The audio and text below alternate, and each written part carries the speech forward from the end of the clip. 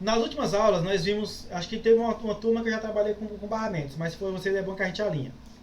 Então, o que acontece? Quando, quando nós vimos os slides de placa-mãe, nós vimos que placa-mãe é a parte mais importante do computador, que segundo o conceito de von Neumann, seria uma parte que seria a parte que mais vai se parecer com o tronco do corpo humano, porque ela é agregadora, certo? E dentro dos componentes de uma placa-mãe, nós vimos que nós temos sockets, nós temos slots, ok? Nós temos chipsets. Então, desses componentes, que são de extrema relevância também são os barramentos. E o que é barramento, crianças? Barramento nada mais é que a via de comunicação da placa. Através dos barramentos que ela vai se comunicar com todos os componentes. Ok? Isso é uma estruturação rápida. Passando, né? Então, em ciências da computação, o barramento é o conjunto de linhas de comunicação que permite a interligação entre dispositivos, como o CPU, né? A unidade central de processamento, e a memória e outros periféricos. Então, através do barramento que o meu CPU, meu processador vai se comunicar com memória e outros periféricos. Certo? Alguma dúvida? Pelo silêncio. E essa divisão, e esses barramentos, ele possui três divisões básicas, ok? Que nós chamamos de via. Então, a placa-mãe, ou meus barramentos, é composto por três partes, ou é dividido em três. Eu tenho a via de dados, que é obviamente onde vai trafegar os dados, ou seja, onde é que os dados, as informações vão passar de um ponto para outro. A via de endereço, né? Onde vão trafegar os endereços, basicamente para onde é que aquela informação tem que ir. Então a via de dados vai trafegar os dados, o endereço é para onde aqueles dados vai. E a via de controle, que vai controlar e sincronizar as duas anteriores. Então, o barramento de controle e a via de controle vai controlar tanto a via de dados quanto a via de endereço. E vai saber dizer mais ou menos para onde é que cada um está indo. Cada informação vai. Como características gerais, nós temos o seguinte: o desempenho do barramento é medido pela sua largura de banda. Então, sempre que você ouvir falar em informática em largura de banda, seria a velocidade que os dados vão trafegar. Então, banda larga, na verdade, quando a gente fala banda larga, quer dizer que esses dados eles trafegam em alta velocidade. E que nada mais é que a quantidade de bits que podem ser transmitidos ao mesmo tempo. Geralmente potência de 2. Isso é uma pergunta boa para uma provinha. Ou seja, eu tenho 8 bits, 16 bits, 32 bits, 64 bits. Então é a largura de banda, a potência que os dados podem trafegar dentro dos meus barramentos. E também pela velocidade de transmissão medida em bits, BPS. E o que é BPS? Bits por segundo. Por exemplo, 10 bits por segundo, 160 bits por segundo, kilobits por segundo, 100 megabits por segundo, 1 gigabit por segundo. Lembrando que se o B for maiúsculo, ele vai estar referente em bytes, tá? Então a largura, nós temos o desempenho do barramento é medido pela largura de banda, geralmente em potência de 2, e também pela velocidade de transmissão medida em BPS, bits por segundo. Quais são os tipos de barramento que nós temos? Isso é interessante. Para quem perdeu a aula de... Deixa eu ver aqui. De placa-mãe, eu acho que eu abri o slide de placa-mãe aqui em algum lugar. Deixa eu só ver. Mas qualquer coisa eu posso pesquisar aqui no Google.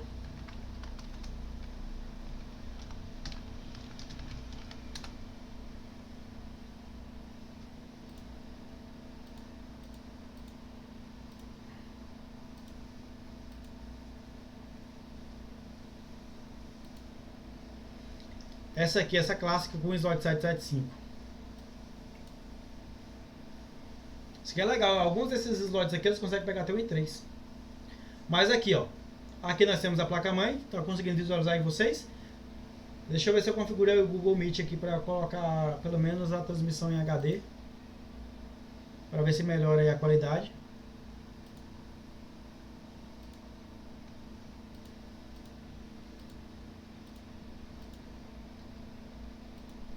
Melhorou aí? Então, isso aqui são os meus barramentos, ó. Aqui é o meu barramento PCI, meus slots de memória, meu barramento de memória, meu barramento do processador. Então, esses são os meus barramentos. Todas as vias de comunicação que eu tenho na minha placa-mãe são barramentos, ok? Então, quais são os tipos delas? Nós vimos que nós temos as vias, né, de dados, endereçamento e controle. Nós vimos também as características, que é desempenho e velocidade. Quais são os tipos? Tá. Nós temos o barramento do processador. O que é a função do barramento do processador? Então, o barramento do processador, ou no meu socket, onde eu vou encaixar o meu processador. E vai ser a via de comunicação do meu processador mesmo com o resto da placa-mãe. O barramento do processador é utilizado pelo processador internamente para envio de sinais para outros componentes da estrutura computacional. Ok? Atualmente, os barramentos, principalmente do processador, os de transferência de dados, né, é claro, têm sido bastante aprimorados com o objetivo de melhorar a desenvoltura, ou seja, maior velocidade no processamento de dados, certo? Mas nós temos uma pequena chaticezinha nesses barramentos, porque o barramento do processador, ou o processador, se comunica muito mais rápido do que o barramento de memória. Então, por isso que alguns processadores, por exemplo, têm uma limitação de somente 8 GB de memória. Então, o meu barramento, por mais que o meu processador seja extremamente potente, mas o meu barramento de comunicação com a minha memória RAM só me permite que eu me conecte com 8 GB de memória RAM. Alguns computadores trabalham com 16 GB de memória RAM, outros 32, 64, mas eu tenho esse limite aí no meu barramento. Ok?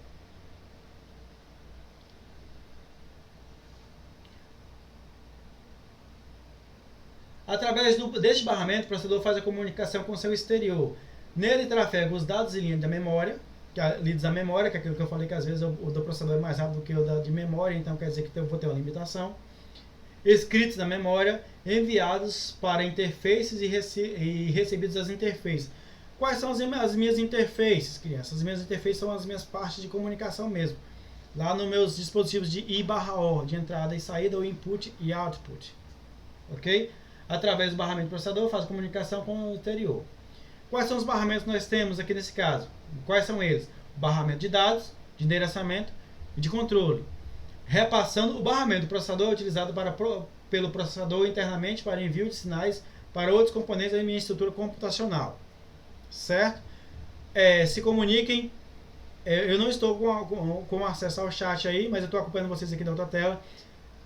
Falem, usem, abre o microfone para vocês fazerem perguntas. Usem o chat para fazer pergunta. E vamos lá, vamos interagir, porque desse jeito aqui não dá não. Porque como é que eu vou saber se vocês estão realmente interagindo com a aula ou se vocês apenas abriram aí e deixaram o microfone e câmera fechada e nem estão assistindo. Lembrando que eu passo, no decorrer do conteúdo eu vou mandando os links no site, né? O link aí no chat para vocês ir respondendo alguns questionários. Que é só para eu ter uma interação para saber se vocês estão realmente aí. Alguma dúvida sobre os barramentos? Atualmente os barramentos, principalmente do processador, né, têm sido bastante aprimorados. E através do barramento do processador faz a comunicação com o mundo exterior. Quais são os barramentos que nós temos aí presentes no barramento do processador? Barramento de dados, de endereçamento e de controle, que nós já citamos lá em cima. Então, barramento de dados. Qual a função do barramento de dados? O barramento de dados, ou data bus, carrega as informações das instruções através de um código de operação, podendo ser uma variável de processamento ou informações como de um periférico de E/S. Então, pode ser uma variável de informação, por exemplo, alguma informação que esteja lida, ou de um periférico de entrada e saída. Qual é o periférico de entrada e saída? Aqui o meu mouse, vocês estão vendo aí na telinha de vocês. Viram? O meu teclado. Então, tudo isso pode ser na via de dados. O tamanho da via de dados determina, respectivamente, o máximo de número de instruções e a precisão do processamento ou o número de símbolos possíveis de ser processados. Entendeu? Então, é nessa parte aí que vai determinar, por exemplo, a quantidade de dados que vai conseguir passar nessa via. O que vai reforçar o que eu falei no slide anterior, que pode haver uma limitação lá do meu processador com o meu barramento. Então, quem vai dizer qual a quantidade de dados? Aí nós vamos lembrar lá da aula de placa-mãe, que eu estava falando justamente disso, que às vezes o barramento pode limitar o desempenho do seu computador. Nesse caso aí, o que pode acontecer? Um processador super potente pode ser limitado o seu desempenho através do seu barramento de dados, que é por onde realmente os dados vão trafegar. É basicamente como se eu tivesse um carro super potente em uma via que só passa um carro por vez.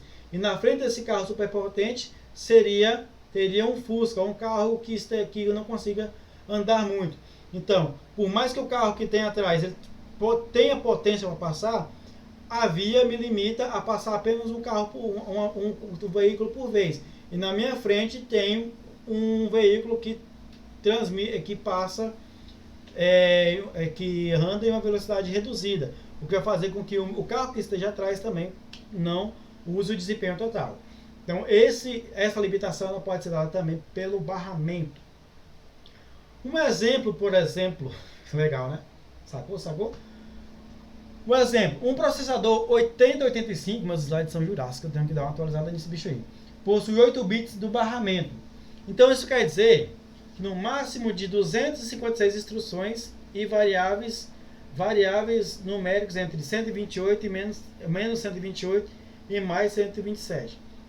Isso quer dizer que eu vou trafegar entre 0 a 255 bits de velocidade de processamento. Um outro exemplo é um Pentium 4. O Pentium 4 é um processador muito bom na época. Eu tive um dele. Possui 32 bits no barramento. Isso quer dizer que a variável numérica vai ser de menos 2 milhões 147 milhões 487.648. Isso para mais, variando para mais e para menos. Isso tudo quer dizer que o tamanho do barramento de dados está ligado à capacidade de processamento do sistema. Ok? Se o processador é simples, tipo 8 bits, se o processador for simples, 8 bits são suficientes. Por outro lado, se há necessidade de um processador complexo, precisamos de até 108, os processadores de acima de 128 bits, detesto números, já estão disponíveis. Então, eu tenho que pensar também nessa parte. Por exemplo, uma limitação clássica. Um sistema operacional de 32 bits só consegue trabalhar, isso é uma limitação no barramento, isso é uma limitação dele, eu só consigo trabalhar com, no máximo, um sistema operacional de 32 bits só consegue trabalhar no máximo com memória de 4 GB. Isso quer dizer que se eu tiver 4 ou acima de 4 GB de memória e eu tiver um sistema operacional de 32 bits, o meu sistema operativo não vai conseguir gerenciar acima dos 4 GB. Ok? Por isso que eu preciso saber quais são as arquiteturas. Neste caso, a gente vai para onde? Sistemas operacionais de 64 bits, que eu já consigo trabalhar até com 16 exabytes de memória RAM. É memória RAM que nem existe, para nós, simples mortais. Já no barramento de endereço, o barramento de endereço é um barramento usado pela UCP, né, Unidade Central de Processamento, ou CPU, ou por dispositivos capazes de usar DMA, depois eu não sei o que seria essa DMA, para informar os endereços físicos na memória de um computador que o microprocessador ou dispositivo deseja acessar.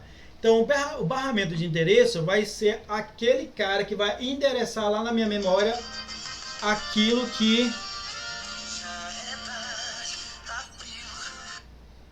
Deixa eu colocar aqui meu celular no silencioso, gente.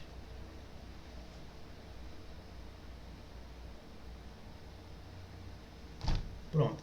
Eu estava falando que o meu barramento de endereço vai ser o barramento responsável por fazer o seguinte, para endereçar as informações que vão para a memória RAM. Ok? Então, é a parte importante. A largura de banda de endereço, justamente, a largura de banda de endereço, juntamente com o tipo de elementos da memória, é endereçáveis. determina quanto memória pode ser acessada. Entendeu? Então é lá que ele vai dizer, olha, você pode acessar aí 200 MB de memória. Pode acessar isso ou aumentar ou diminuir a capacidade disponível. Por exemplo, o barramento de endereço 16 bits, largura específica de 216, que é igual a 65.536 ou igual a 64 kilobits de locação de memória. Enquanto o barramento de endereçamento de 32 bits pode acessar 232, que é igual a 4.294.964.964.296 ou 4 gigabits de alocação. Então essa é a parte do endereçamento de memória. O endereçamento de memória vai ser responsável por armazenar aquilo que eu estou trabalhando no momento. É ele que vai dizer aonde é que a informação vai ser armazenada, vai ser responsável pelo processador acessar aquela informação quando ele precisar e vai ser responsável por dizer se eu tenho ou não disponível aquela quantidade de memória, ok? É nele que costuma acontecer aqueles bons e velhos deadlock, a tela azul da morte, que tem acho 2 vídeos no meu canal, nós vamos ver isso ano que vem, né, falando sobre esse cara. Barramento de controle, crianças. Nós já vimos o barramento de endereço, barramento de dados, que é onde vai trafegar os dados, de endereço, que vai dizer onde é que esses dados serão armazenados e se tem ou não condição de armazenar esses dados, e o de controle, que vai controlar todos os outros. É o cara que vai dizer, olha, barramento de dados, você vai precisar desse espaço na memória. Memória, você tem esse espaço? A memória vai falar, não, o barramento de controle, infelizmente, eu não tenho. Então é ele que vai fazer essa sincronia, esse controle. O que é que ele faz? Ele transporta a todas as unidades do sistema operacional. Quais todas as unidades? Tudo que for de armazenamento, ele vai ter esse acesso. Sinais de controle de temporização, né? Meu clock. O que é que meu clock? Clock é a medida de um ciclo em informática. Ok? Então, o clock também como é dado a velocidade de trabalho do meu processador. Então, ele vai ter que sincronizar esse clock aí com todos os dispositivos. E eu já falei anteriormente que, geralmente, o processador trabalha mais rápido do que a memória RAM. Até que eu já sou jurássico, né? Nós já estamos aí falando de DDR4, DDR5, eu ainda estou lá brincando com a DDR3. Mas nós tínhamos essas limitações. É por isso que as memórias têm que evoluir, para poder ver se ela acompanha o processador. Nós temos também no barramento de controle os sinais de leitura e escrita, onde é que vai ser feita a leitura e a escrita, a leitura e a gravação. Isso pode ser nas ambos os dispositivos de memória. Requisição e interrupção. Ele vai dizer, olha, eu preciso desse espaço aqui de memória. Tem? Ele que vai dizer. Se tiver, ele utiliza. Se não, fazer o que, né? Tela azul. Ele pode interromper também algo que esteja na memória, para falar, ó, você não precisa mais, então ele pode fechar. Requisição e interrupção, sinal de clock, que é o ciclo, e outros sinais diversos. Então o barramento de controle é que vai fazer todos esses controles assim. Nós temos também o barramento de cache. E o que é um cache, ou cache que alguns falam? Cache, que está na prova lá, escrito com C, viu? Com SH, que é uma pegadinha. Então fiquem atentos. Memórias cache. A memória cache nós vamos ver logo depois, quando a gente estiver trabalhando com memórias especificamente. Memória cache, crianças. Tá aqui não. Memória cache. Foi visita, desculpa. Nós vamos falar sobre memória cache quando a gente vai falar sobre memórias, especificamente. Que são elas? As memórias do tipo randômicas, RAM, as ROM, as secundárias e memória cache. Memória cache e memória RAM, elas são do tipo voláteis, ok? Mas nós não estamos falando da memória propriamente dita, nós estamos falando do barramento dessa memória. Tá?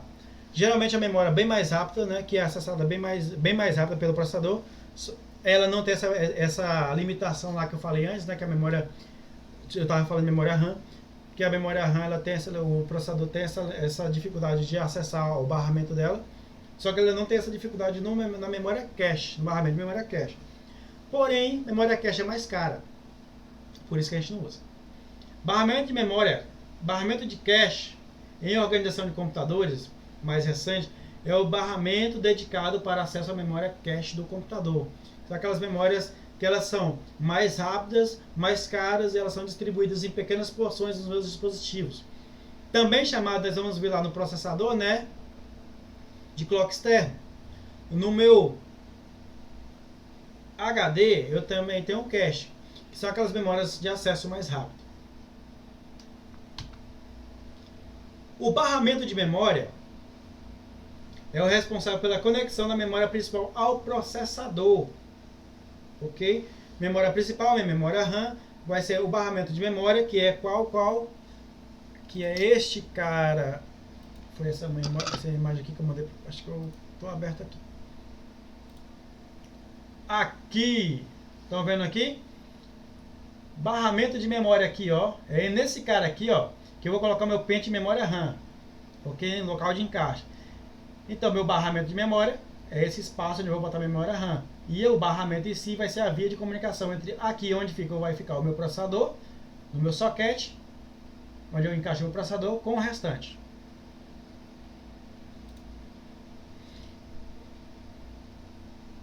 O barramento de memória é responsável pela conexão de memória principal ao processador. É um barramento de alta velocidade que varia de micro para micro. E atualmente gira em torno de 553 MHz a 2000 MHz, como usa nas DR3. Obviamente esse número de 2000 já foi ultrapassado, já foi passado, certo? Só que como esse slide aqui é um slide que eu trabalhei, como eu falei, né, eu já tomei Jurássica. Isso aí era slide até as DDR3. Nós já temos as DDR4, né, passando até a DDR3 passava desses 2000 aí. DDR4 passando em 2000 também. Então, essa é a parte. Que é o barramento de alta velocidade, que varia de micro para micro, atualmente gira em torno disso aí. É o que acontece. Vamos ver. Você lembra que eu falei que a placa-mãe ela pode limitar?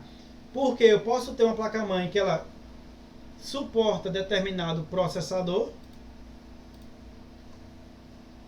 Mas o que vai acontecer? Quando eu colocar o processador, eu vou perder desempenho, porque ela encaixa o meu processador, mas os meus barramentos, as vias de comunicação dela não suporta a comunicação em alta velocidade do barramento do processador com o restante, que é aquilo que eu falei lá em placa-mãe, que vai fazer com que você tenha uma perda de desempenho. Por isso que a gente precisa, e eu vou voltar a falar novamente, escolher uma boa placa-mãe na hora de você montar o computador, porque senão pode acontecer isso. Você escolhe um processador bom e a sua placa-mãe não é tão boa. Então o que é que vai acontecer? Olha meu computador top, meu processador top. Comprei um i7 para poder jogar liso. Aí eu comprei uma placa-mãe qualquer só para poder que era compatível. Olha o meu processador top, a minha placa-mãe, ó, vai diminuir para aumentar, para se equiparar com a da placa-mãe. Então processador bom, placa-mãe ruim, o processador vai ter que diminuir aqui, ó, para trabalhar na velocidade da placa-mãe. Placa-mãe boa, processador bom, todo mundo vai trabalhar no gargalo. Placa-mãe boa, processador intermediário, sempre o processador vai estar trabalhando no máximo, porque a largura de banda da placa-mãe do barramento sempre vai permitir. Eu estou sendo claro, crianças, com vocês estão conseguindo entender isso aí? Isso é a parte principal, por favor, entendam, de você entender como é que a arquitetura do computador trabalha.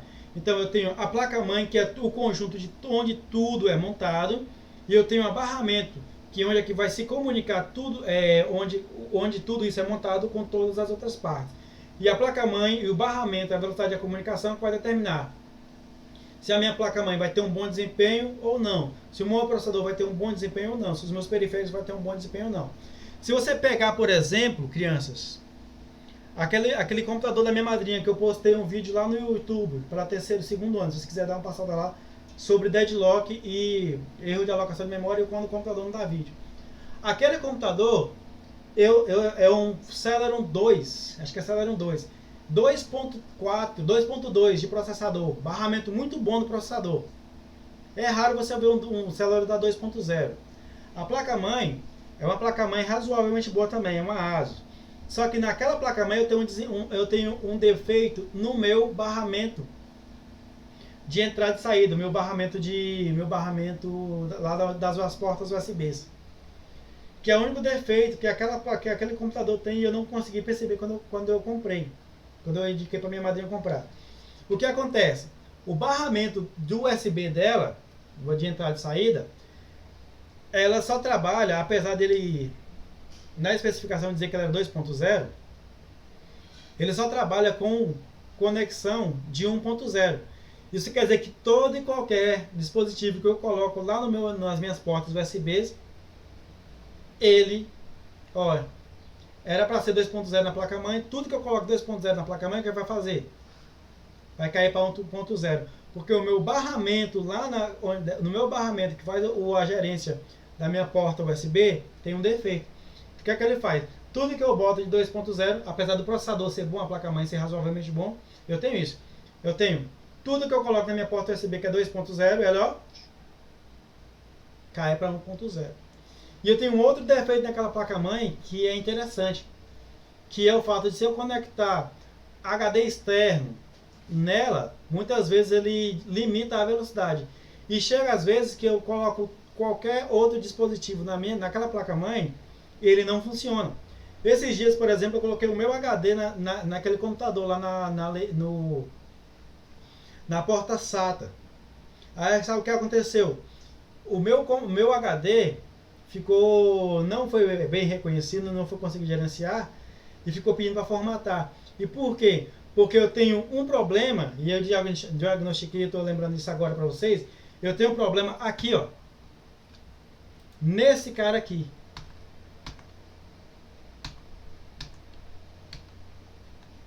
No meu barramento de dados, ou é do meu barramento de controle. O que é que ele faz? Ele limita, que aqui é o sinal de clock é no barramento de controle, né? Sinal de clock é a velocidade também. Limita o desempenho dos meus dispositivos de entrada e saída. Estão entendendo? Então, naquela placa-mãe, apesar de ser uma placa-mãe ASUS, que realmente são placas-mães boas, um processador Celeron dual-core 2.2, que é um processador bom, mas os barramentos da minha placa-mãe limitam esses dispositivos de entrada e saída. E o interessante é que ela não limita o meu processador. E nem limita a minha memória. Mas todos os dispositivos de entrada e saída eu tenho essa limitação. Algumas vezes eu colocar HDs externos lá e ela nem funciona. Então consigo entender o porquê que é importante eu saber que isso vai interferir na compra do computador e no desempenho do meu computador. E, infelizmente, né, isso aqui você só vai saber depois que você comprar. O que é uma pena.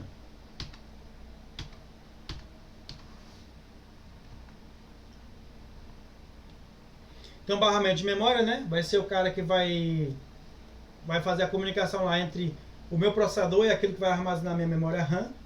Ok? Esse barramento de memória RAM. Nós temos o de memória cache, né? Aquela memória intermediária que tem também, entre outros, nos dispositivos, em alguns, que é o que faz com que às vezes fique mais rápido. E por último, não menos importante, os meus dispositivos de entrada e saída. Em português é /S, em inglês I/O. Entendam, a nomenclatura é usada em ambos. O que eu posso dizer para vocês é que o inglês é a nossa língua nativa para quem trabalha com informática. Então, acostume-se com os termos em inglês. E o termo que é mais comum a gente usar aí é o I/O. Ou seja, input e output, entrada e saída. O barramento de entrada e saída, que é justamente, acho que nos barramentos de entrada e saída lá, que eu, lá no meu barramento, controlado pelo meu barramento de dados lá, né? Barramento de controle, que acho que tá o erro. É o conjunto de circuitos e linhas de comunicação que se ligam ao resto do PC, com a finalidade de possibilitar a expansão de periféricos e a instalação de novas placas. Então, é aí, nesses barramentos, onde eu posso colocar o meu teclado, o meu mouse, eu posso colocar uma placa de vídeo. Cadê o meu... Aqui. Aqui, ó. Essa parte aqui são os meus barramentos. Nós vimos em placa-mãe que isso aqui é controlado pelo meu chipset Point-Sul, que é esse cara aqui. Aqui eu tenho os meus barramentos de expansão ou slots de expansão. Eu posso colocar uma placa de vídeo, uma placa de som, uma placa USB, ok? Que lá no da minha madrinha, eu acho que mesmo que eu conecte aqui, eu vou ter uma limitação porque o meu essa parte aqui ele não consegue gerenciar bem. Aqui. Então os barramentos de entrada e saída é o que vai me possibilitar a comunicação e aí a expansão também na minha máquina. É através do barramento de I/O que eu tenho teclado, mouse e todos esses que já são onboard, né? Nós vimos no slide de placa-mãe, onboard, que é conectado da placa, e aquilo que eu posso ir adicionando. Ok?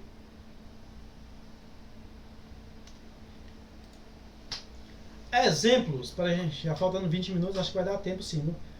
Exemplos aí para vocês. Esses barramentos aqui eu não vou trabalhar, que são barramentos antigos, tá? Mas nós temos aí os barramentos bem antigos ISO, né? Que é lá em 81. Esse aqui eu não vou trabalhar, que é o VLB, né? O VESA. Esse aqui também não é. São barramentos antigos. Eu vou tirar esses barramentos desse slide e mandar para vocês. CMCA também é bem antigo. AGP você ainda pode achar em alguns computadores, algumas placas mães. O slot AGP ele é um slot que era exclusivo para placa de vídeo, ok? É um barramento de computador ponto a ponto de alta velocidade. Isso aí é realmente de alta velocidade, só que ela deixou de ser fabricada em 2005, salvo me engano. Geralmente é acoplado a esse slot uma aceleração gráfica, que tem a função de acelerar o processamento de imagem 3D. Então, os slot AGP era uma tecnologia que era exclusiva lá na tecnologia computacional, na minha placa-mãe, que era exclusivo para eu colocar uma placa de vídeo de alta velocidade, geralmente com aceleração 3D. Ela deixou de ser fabricada porque ela foi substituída pela PCI Express. A PCI nessa aí ainda nós encontramos muito ainda. Se eu mostrar aqui isso aqui novamente para vocês, está aqui, ó. Esse aqui são os meus PCIs. PCI convencional, esses dois aqui, e o PCI Express.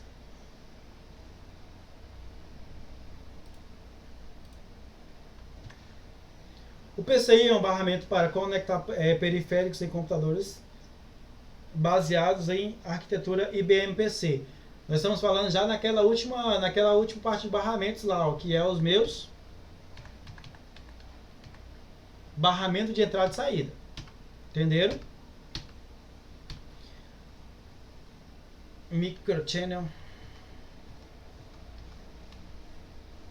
Foi criada pela Intel em junho de 92, na mesma época que desenvolvido o processador Pentium.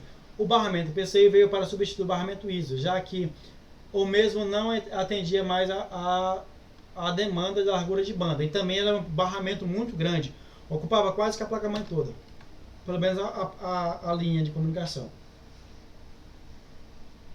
Tem capacidade de trabalhar com 32 bits a 64 bits, frequência de 33 MHz a 64 MHz, geralmente potência de 2, vocês já sabem, né?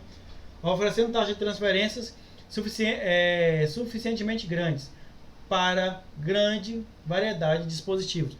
Hoje ela evoluiu para a PCI Express, acho que é o único barramento que nós ainda temos. Mas a PCI Express nós temos algumas variações. O barramento PCI é compartilhado com todos os periféricos conectados a ele. Tem um limite de 5 dispositivos compartilhados no mesmo barramento. Isso aí então na minha placa-mãe eu só posso colocar 5 dispositivos no mesmo barramento. E na minha placa-mãe também dizem que eu só poderia colocar 5 slots PCI Express. PCI Express, voei, foi mal. O IRDA, ou infrared, ou infravermelho, né? É uma definição de padrões de comunicação entre equipamentos de comunicação wireless. Nós vamos lá na redes 2 esse cara. Por incrível que pareça, aquelas placas-mães da escola tem isso. Algumas impressoras comunicam com isso aí.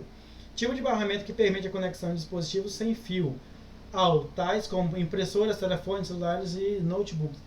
Antigamente a gente transferia dados nos celulares, né, através do nosso bom e velho IRDA, infravermelho. Isso não é do tempo de vocês não eram nascidos, eu acho. Vocês devem ser o que? 2002, 2003 mais ou menos, né? o áudio modem, né? Isso aqui eu nem vou falar. Esse aqui nós conhecemos todos, né? O Universal Serial Bus, ou USB, é o tipo de conexão ligado, tipo ligar e usar, que permite conexão de periféricos sem necessidade de desligar o computador, criado em 94. Isso é a grande vantagem do USB. Você pode conectar os dispositivos sem precisar desligar, reiniciar a sua máquina. Aí nós temos 1.1, 2.0 e 3.0. Aí, aquilo que eu falei, na limitação lá dos barramentos do computador da minha madrinha, o USB, por mais que lá no barramento era para ser 2.0, tem a limitação que só funciona em 1.1. Mas a velocidade de comunicação do USB hoje é monstruosa. Por exemplo, aqui, o USB de 2.0, ele consegue trabalhar com 64 megabytes por segundo. Ah, um sonho. Mas era para isso, né? Para ele conseguir trabalhar com 60 megabytes por segundo. Ou 480 megabits. Entenderam aí? O 3.0, lançado em 2010, caracteriza-se principalmente por um aumento da velocidade de transferência que será de 4,8, né, gigabits por segundo, equivalente a 614.004 megabytes por segundo. Isso em full duplex. Aí nós vamos, esses termos vocês vão amadurecendo no decorrer do curso. O que é a comunicação simplex, o que é full duplex, o que é half duplex. A gente vai ver tudo isso aí. Isso quer dizer em full duplex que eu consigo ler e armazenar ao mesmo tempo. Eu, por exemplo, ao mesmo tempo que eu estou abrindo um arquivo dentro do pendrive, eu posso jogar um arquivo dentro do pendrive. Isso é full duplex. Isso é uma coisa linda de Deus. Entenderam? Então nós temos o USB 1.1, que eu falei que o computador da minha madrinha que limita, que é de até 12 megabits por segundo. Interessante que até o chato é que o USB consegue, mas aqueles dispositivos que a gente usa não conseguem. Por exemplo, um pendrive. Alguns pendrives não conseguem trabalhar com acima, só conseguem trabalhar com 12 megabits por segundo. É uma pena, mas o barramento permite mais. Então, se eu perguntar na prova quais são os tipos, né? Quais são os tipos de USB, as tecnologias disponíveis, nós temos 1.1, 2.0 e 3.0. FireWire. Essa aqui era uma promessa, isso como eu sou jurássico, né, na informática, ficava esperando quando isso iria substituir o meu bom e velho USB, mas não foi. Também conhecido como I3E394, é uma interface serial para computadores pessoais e aparelhos digitais, de áudio e vídeo, que oferece comunicação de alta velocidade e serviço de dados em tempo real. Você vê a diferença. O FireWire 400 pode transmitir dados entre dispositivos de interface de 10, 200 ou 400 megabits por segundo. Embora o USB reivindique ser capaz dessas mesmas velocidades elevadas, o FireWire divide a sua baixa latência. O que é a baixa latência? A latência é a velocidade. Vocês já sabem isso, vocês são ataques pedidos. Isso aí já é o tempo de vocês. A latência é a velocidade do tempo de resposta entre um dispositivo e outro. Então, o FireWire ele vai se destacar porque ele tem uma latência mais baixa que o USB. Entendeu? Isso quer dizer que vai fazer com que o USB seja que o FireWire vai ser mais rápido. O 800, né, foi introduzido comercialmente pela Apple em 2003. Essa nova especificação possui mais um par de condutores para blindagem com ligação à terra. E o terceiro pino reservado para futuras utilizações. Quer dizer, eu vou deixar esse pino aqui.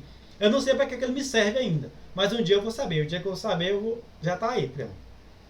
Permite uma taxa de transferência de 786,432 megabits por segundo. Isso é coisa linda de Deus. Pena que a gente não vê dispositivos assim. E por último, não menos importante, o meu PCIe, o PCI Express. Também conhecido como PCI ou PCI Express, é o padrão de slots para placas de expansão utilizados em computadores pessoais para transmissão de dados. Introduzido pela Intel em 2004, o PCI Express foi concebido para substituir o padrão AGP e o PCI convencional. Aqui nas placas-mães geralmente vem os dois. Cadê este cara? Este cara aqui, esse aqui é o PCI convencional, esse aqui é o PCI Express. Dentro dos PCI Express nós temos algumas variações, ok? Um pequenininho chamado de PCI Express de 1x, 4x, 16x, então vai 8x, 16x. Quais são as velocidades desses caras? A tecnologia utilizada pelo PCI EX ou E conta com um recurso que permite o uso de várias conexões seriais para transmissão de dados. Para mim, é o mais fácil de trabalhar até então, PCI Express.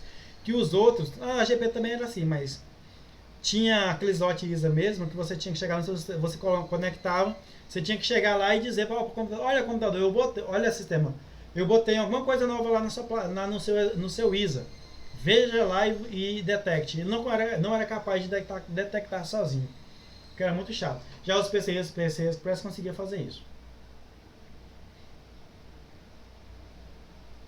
O PCI Express usa uma arquitetura de baixa voltagem nas suas conexões, chamada de linhas LVDS.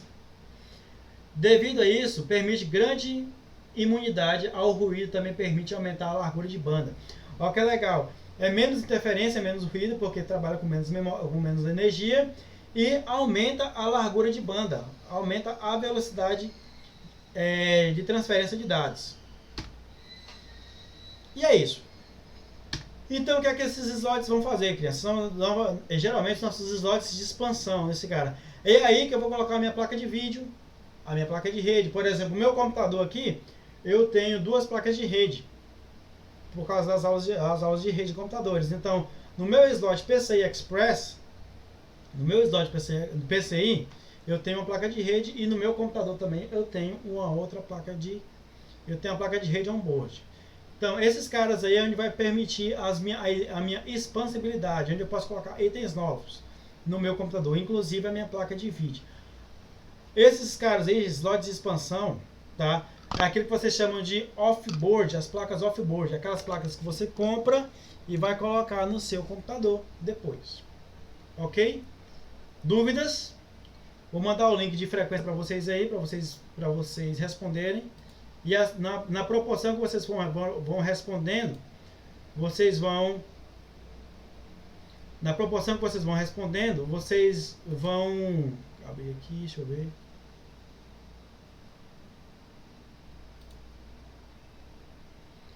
Vocês podem ir saindo.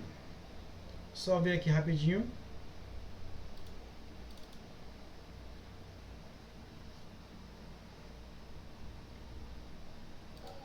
E professor, Oi. os tipos de energias disponíveis, quais são mesmo? São 3.0?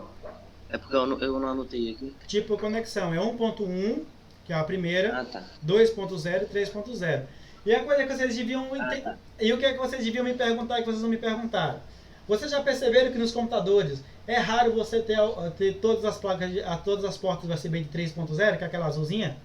Geralmente você tem uma ou duas, né? Ah, é Já verdade. perceberam isso? Que eles não colocam para você, eles não colocam todas as portas de 3.0. Geralmente é uma ou duas portas, o restante é tudo de 2.0.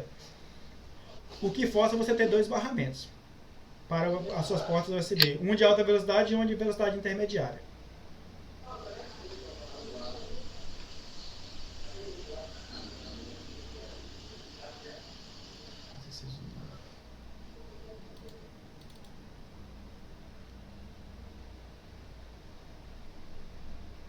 Só estou encontrando aqui, viu, crianças, onde é que está a frequência.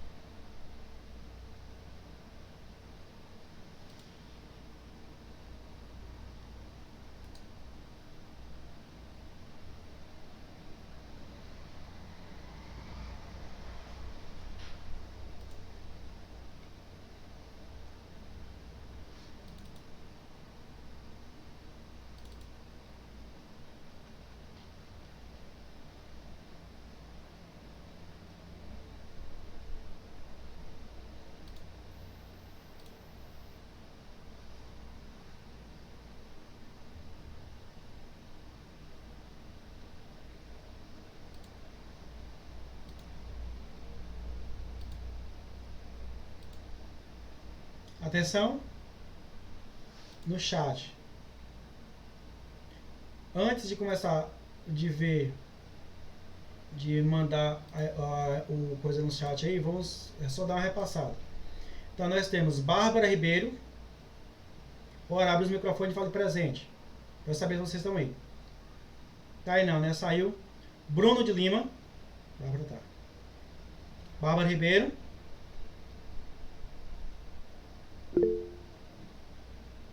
Bruno de Lima.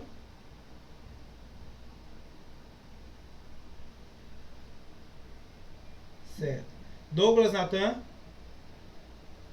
Presente, professor. Gabriel. Gabriel Presente. Gonçalves. Irla. Presente. Josué.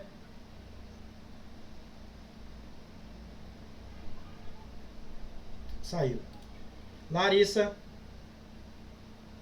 Presente. Leander. O Highlander. Leander também saiu, não é possível. Até tu, Highlander. Oi. Ok. Não vi não. Luan Ramos. Presente. Mariane. Presente. Pedro. Presente. Reinan.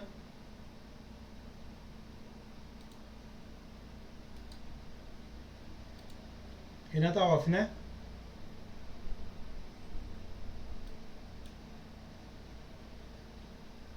Presente. Valeu. Pronto. Aí o link, já sabe, né? Responder. Tem que usar o e-mail E9, vocês sabem. E é isso. Sempre vai ter algo parecido, viu? Lembrando para vocês, e fale para a galera das turmas aí, ó. O que é que vai acontecer? Esse link aí, ó, ele pode ser enviado no início, no meio e no fim da aula. Tipo, o primeiro só para vocês colocar os nomes. Então, eu não tenho uma hora específica. Quando eu ver que tá quando a galera tá saindo da sala, eu mando o link. Que é para forçar vocês a assistirem as aulas. E você vai ter que ficar de olho, né? Porque o link não fica aberto sempre. Então, a partir do momento que eu finalizar a aula, o link também finaliza. Entenderam? Então, a partir do momento que vocês forem respondendo aí, vocês podem ir saindo da sala. Certinho? Vou estar aqui, qualquer coisa vocês chamem. Obrigatoriamente, vocês têm que usar o e-mail de Nova.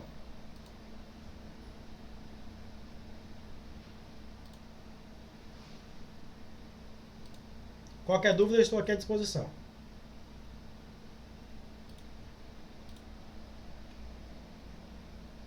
Aí a galera que for saindo aí e entrando, e a galera que for entrando aí e saindo, que sair e perder o link, me peça aqui que eu mando o link de novo. E não compartilhe esse link, viu? Porque vocês perceberam que eu fiz a chamada. Então eu sei exatamente quais são os alunos que estavam aqui e os que podem responder. Ok? Se depois eu fazer a avaliação e ver que tem um aluno ou outro que estava aqui e que não estava aqui, que respondeu, então já vou saber que esse aluno não assistiu a aula. Obviamente que você pode assistir depois, né? E assistindo depois você vai ter que me pedir o link para eu poder enviar. Dizendo que você... Ah, professor, eu faltei a aula por motivo X. Então eu envio o link para responder.